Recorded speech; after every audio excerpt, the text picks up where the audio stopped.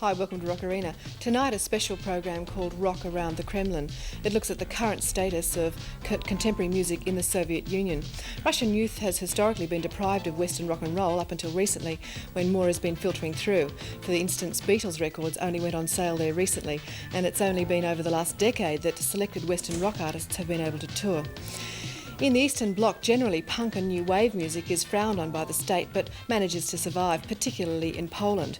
There's a strong political motivation behind rock and roll in Czechoslovakia, and East Berlin, where bands are plentiful, they're subject to restriction. Similarly, in the USSR there are known to be over 1,000 rock bands. As a result of the spontaneous emergence of these groups, the authorities saw fit to legalise some of them in order to control the movement. However, amateur groups are still popular, especially in Leningrad. Over the next hour, you'll probably get a clearer picture of rock in the USSR.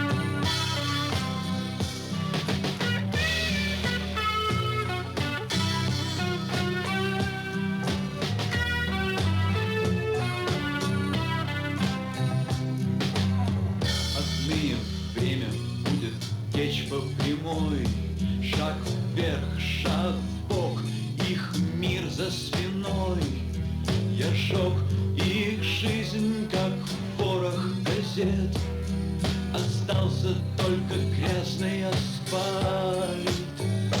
Но рок-н-ролл мертв, а я еще нет. Рок-н-ролл мертв, а я. Те, что нас любят, смотрят нам вслед. Рок-н-ролл мертв, а я.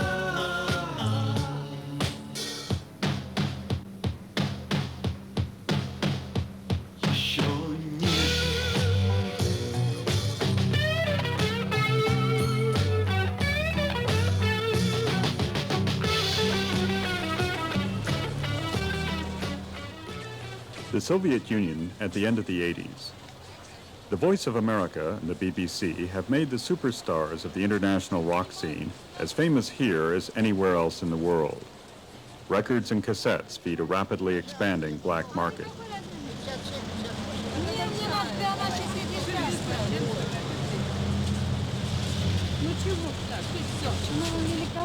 Soviet rock was officially born at a concert in Tbilisi in June 1980. A sign of the times, Marxism, like capitalism, will within a few years of each other have experienced the same tidal wave emanating from a youth which needs to find its way and which creates its own history and culture, owing little to the ideologies of the two superpowers.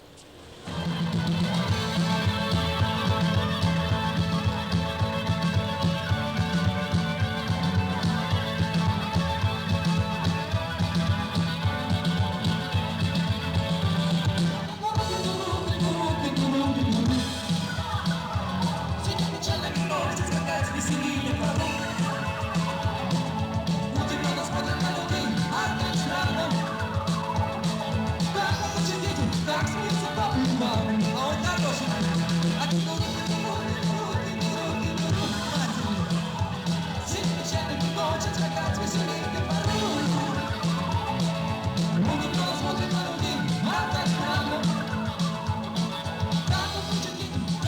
Moscow, as in Leningrad, in Kiev or Sverdlovsk, thousands of groups are born. This one calls itself Traffic Jam.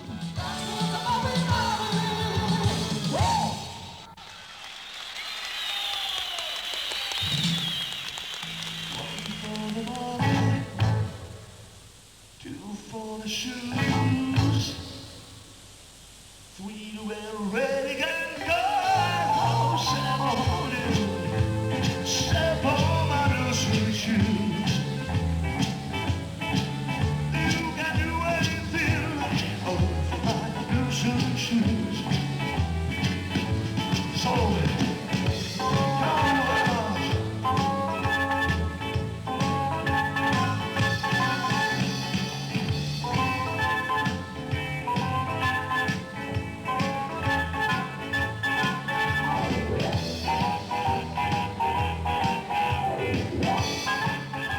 Coming from Estonia, where nearly 1,300 rock groups are listed, Vitamins is always a hit when it plays in Moscow.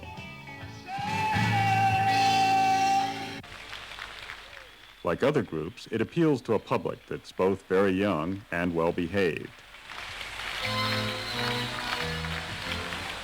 Even better behaved, since its concerts are always performed in the presence of militia. There are no encores. Throughout the Soviet Union, public performances have to end by 11 o'clock at night.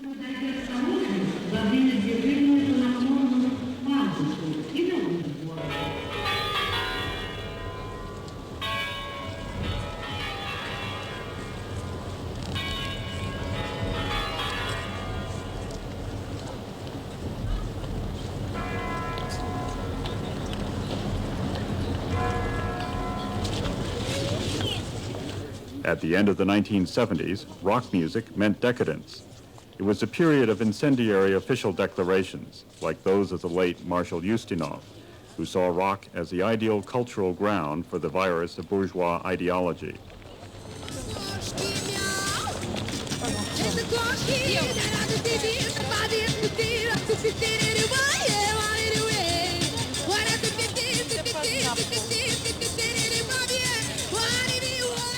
The excommunication was meaningless. For the first time, a spontaneous social movement proved itself to be more powerful than the traditions of Soviet society. The party apparatchiks had to surrender to the fact that despite a strict education, a part of their wonderful youth had grown addicted to the new beat.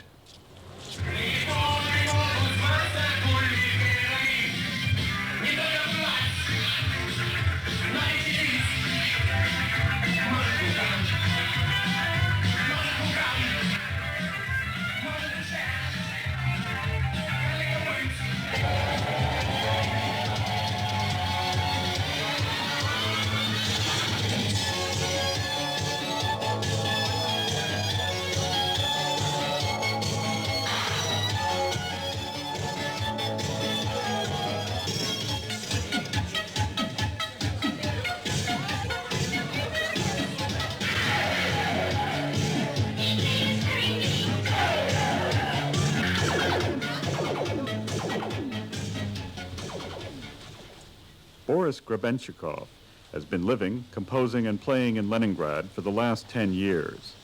His group is not well enough behaved to be allowed to record records, so Boris and his friends officially remain amateurs. To those who have baptized him, the Tsar of Rock, he replies that he's only the leader of Aquarium. For me, rock and roll always was the substitute of religion.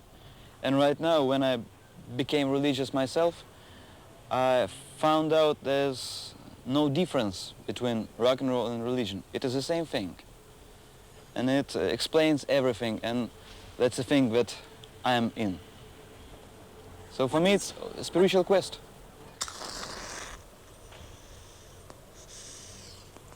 And what's your religion? The same as everybody's, I think. I believe in love. In love and everything that goes with it. And the religion is the one, the only one everywhere. It can be called by different names, but it is the same, I think. You are a kind of hippie, aren't you? I think I never was a kind of a person who belongs to some movement. I'm not with a movement. I'm just me. I'm not punk. I'm not a hippie. I'm not anything. I'm me. I really don't think anything of any movement or any organization or anything. I put my faith in people and human beings. What is your favorite group? The first thing that I've heard was the Beatles, and so they remain the best for me till this day. Lenin Avenue, the Melodia Boutique, is one of the biggest record stores in Moscow.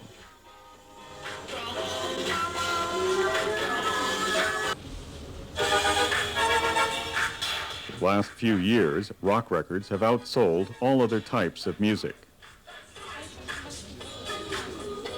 An LP costs $3. For the group that recorded it, the profit varies between $1,400 and $1,600, regardless of how many records are sold.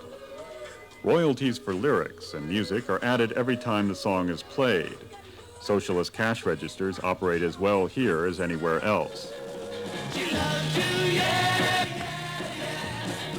When the fees from public and private concerts are added in, show business does not treat its stars badly, even if it doesn't turn them into millionaires. Stas Namen, the leader and composer for a professional rock group that has already sold 20 million records, welcomed us with his wife, a well-known singer. They're superbly furnished and equipped. They even have a video recorder to watch foreign singers.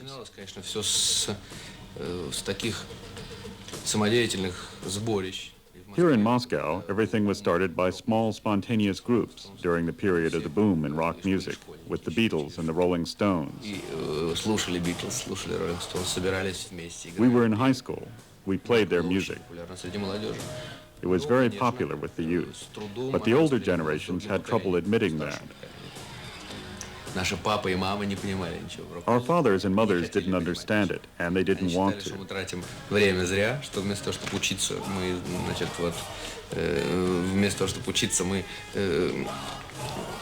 They thought we should be studying, and they treated us like hooligans.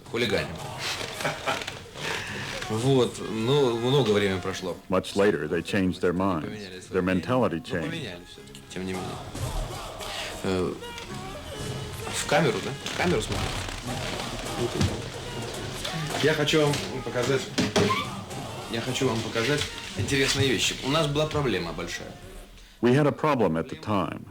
When we played that kind of music, it sparked a certain amount of criticism. We sang songs from the Beatles and the Rolling Stones. The problem was to sing them in Russian. The problem was to find out whether the Russian language could fit in with rock. Personally, I've always been convinced that any language can accommodate any music. Here is a traditional American English song. And now, a Russian one.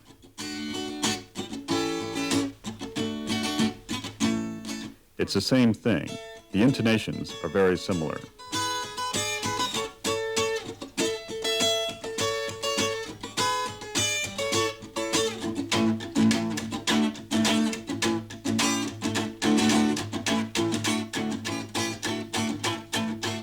Stas Namen assumes his official status as a rocker easily.